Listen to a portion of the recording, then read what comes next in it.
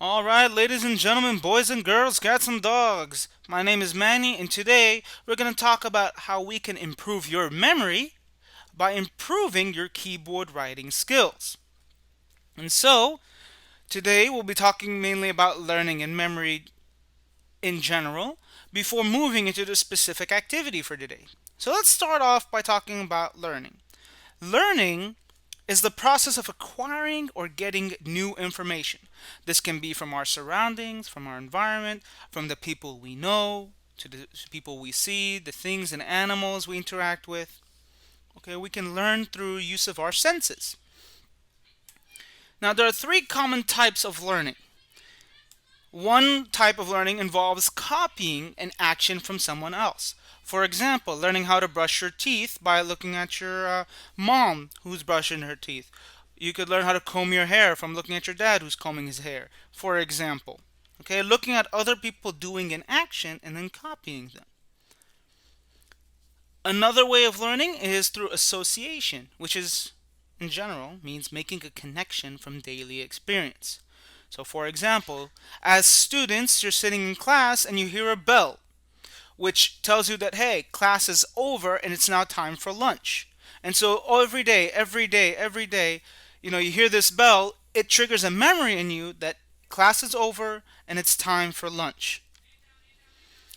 And finally, we have repetition, where you are practicing over and over and over and over, trying to better improve yourself, get your performance better. So, for example, practicing on a musical instrument, practicing riding a bike, even walking, all going towards remembering how to do things more efficiently, better, faster, quicker.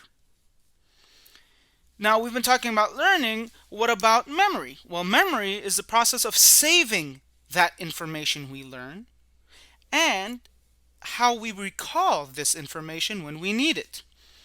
So, there are many different kinds of memory, and it either has to do with how long the memory lasts, whether it's short term or long term, or what the memory is.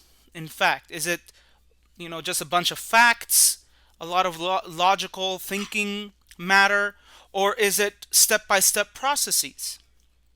So let's first talk about how long do memories last. Well, they can be short term, where they last as long as you are paying attention. So, for example, somebody is telling you a telephone number or their phone numbers, and you're writing it down, but then after you write it down, you may not remember it because you've stopped paying attention.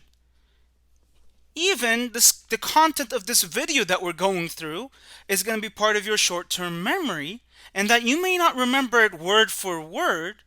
However, with repetition, with practice, you will start to understand and remember the ideas of these videos so that they go into your long-term memory. And so your long-term memory lasts longer, from a couple hours to the rest of your life. So this includes catchy songs, your most embarrassing moment, things that will be very hard for you to forget. And so when we're looking at the content of your memories, where they're being processed, well, there's two main regions in the brain. First up, we have the cerebrum, the cerebral cortex, which is this huge top part of the brain. This is where declarative memory, in other words, facts, events, or information that requires you to think consciously. So this is memory, thinking memory, memory where you have to think in order to store and recall it. On the other hand, in the cerebellum here, which is this bottom part below the cerebrum, you have procedural memory. So these are steps to a process. How to do information that you remember more unconsciously as you practice. So for example, walking. As a toddler, you learn how to walk. And as you learn more how to walk, you stop thinking about where to place your foot, how to balance, and how to think of all the other movements you have to do to walk. Instead, as you grow older, as you practice walking, you just start doing it automatically without thinking. Okay? And so, delving even deeper into the brain, we have another part known as the hippocampus. The hippocampus, very briefly, is the most important part for making memories. This part helps in processing and making those short-term, long-term memories. And so other videos will tell you more about the pathway to memory formation. And so this ends a brief overview of memory and learning. Moving on to our keyboard activity, the mind's eye. So your brain collects information from your senses. So it got this loads of information from what you see, what you hear, what you taste, what you feel, and what you overall sense. And your brain tries to process them into an image in your mind's eye.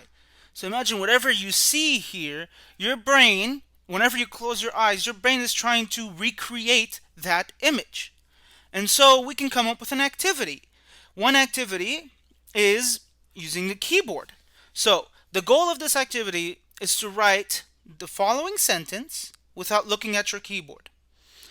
You should time yourself to see how quickly you can write the sentence correctly during both attempts at writing it. So, Sandy collected seashells by the seashore yesterday. For the first time that you're going to write this sentence, I want you guys to look down at the keyboard and write the sentence as quickly and as correctly as you can. Time yourself. For the second time, without looking at the keyboard, try writing the sentence as correctly and quickly as you can.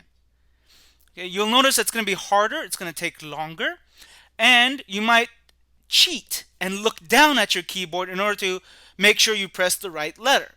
Okay, that's the whole goal here, is to decrease the amount of times you're going to cheat and look down at your keyboard and try to increase your memory, increase your mind's eye ability at typing on the keyboard without looking.